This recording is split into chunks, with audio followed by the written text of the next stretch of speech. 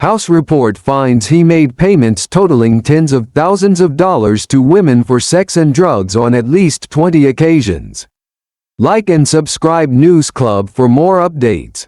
A House Ethics Committee report on Matt-Gaetz, the former Florida Republican congressman, found substantial evidence that he paid for sex with a minor, among other serious violations of state law and congressional rules.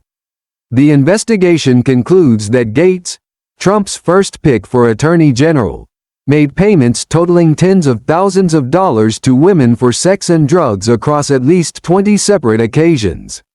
The report also states that in 2017 Gaetz paid a 17-year-old girl for sex when he was 35 years old, which would constitute statutory rape under Florida law.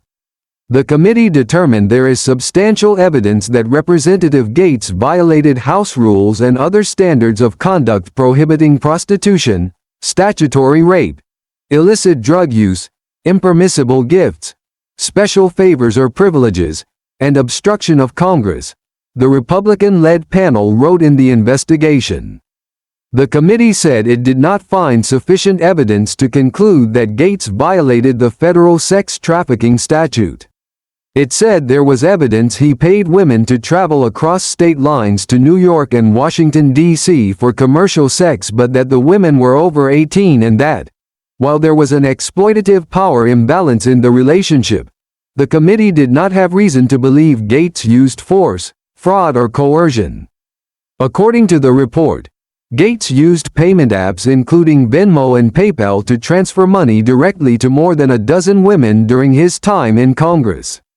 The committee determined that Gaetz regularly used illegal drugs including cocaine and ecstasy between 2017 to 2020. And appears to have set up a pseudonymous email account from his House office to purchase marijuana, violating both state laws and House ethics rules. The committee believes that Gaetz knowingly and willfully attempted to obstruct the investigation, including failing to comply with subpoenas, withholding evidence, providing misleading responses, and making false public statements about voluminous documentary evidence that he never actually produced.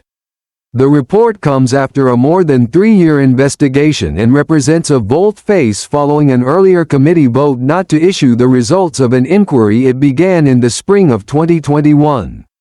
When Gaetz was the subject of an FBI investigation, Gaetz, who has denied all the allegations, in effect forestalled the report's release by abruptly resigning from Congress last month after Trump nominated him as his Attorney General in a decision that drew fierce bipartisan condemnation. However, its contents became a subject of intense speculation as both Republican and Democratic senators voiced serious misgivings about Gaetz's suitability to preside over America's vast federal judicial and law enforcement structure.